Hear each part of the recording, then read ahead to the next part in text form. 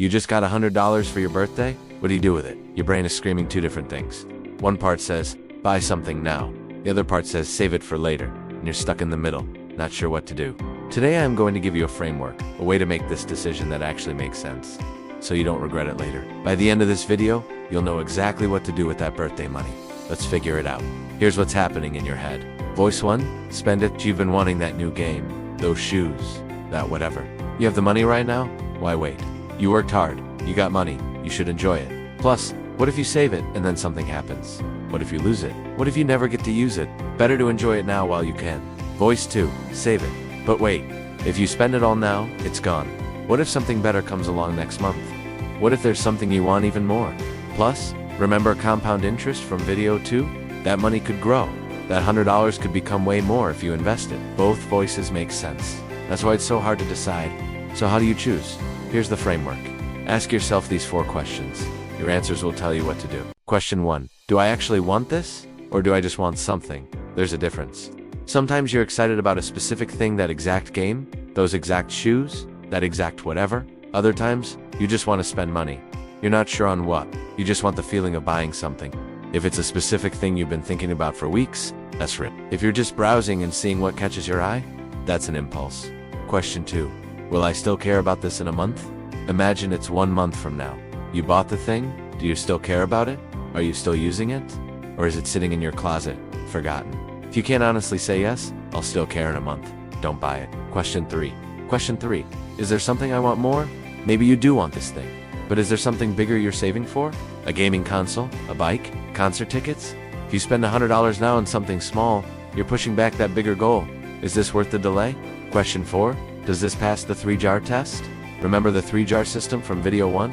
50% spend, 40% save, 10% give. If you follow that system, $50 goes to spend. That's yours, guilt-free. $40 goes to save for that bigger goal you're working toward. $10 goes to give, maybe a friend's birthday gift. Maybe a charity you care about. Does the thing you want to buy fit within your $50 spend budget? If yes, go for it. If no, you're stealing from your future self. Okay, so you asked yourself those 4 questions. Now what?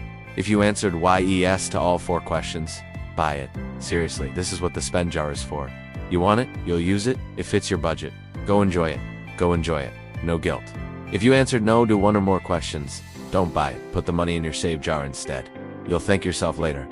And here's the thing, if you're not sure, if you're on the fence, the answer is no. Don't buy it. Because here's a trick. Wait 72 hours.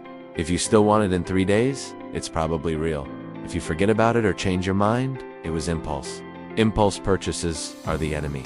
They drain your spend jar on things you don't actually care about. And then when something you really want comes along, you're broke. Let me give you a real example. Let's say you got $100 for your birthday. You see a new game for $60? You've been wanting it for 2 weeks.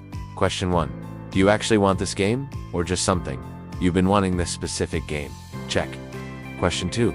Will you still care in a month? Yeah, probably. Your friends play it. You'll play it a lot. Check. Question 3. Is there something you want more? You're saving for a new phone? That's $800. You have $300 saved. This $60 game delays your phone by a little bit. Question 4. Does it fit your spend budget? Your spend jar gets $50. The game is $60. Nope. So what do? Here's one option. Buy the game, but with spend jar money only. That means you need to wait until you have enough in your spend jar. Maybe next month's allowance will top you up, or you decide that the phone is more important. You put the full $100 toward your save jar goal. The phone gets closer. Or here's a third option. You put $50 from your spend jar toward the game. That leaves $10 short. You could earn that extra $10 by doing an extra chore, or wait 1 week for your next allowance to cover the gap. You still followed the system, you just got creative within it. All 3 are valid. The framework just helps you decide based on what you actually want, not just impulse. Here's one last test. It's called the regret test. Imagine 2 scenarios. Scenario 1, you spend the money. 1 month later, how do you feel? Happy? Or do you wish you'd saved it? Scenario 2, you save the money. 1 month later, how do you feel?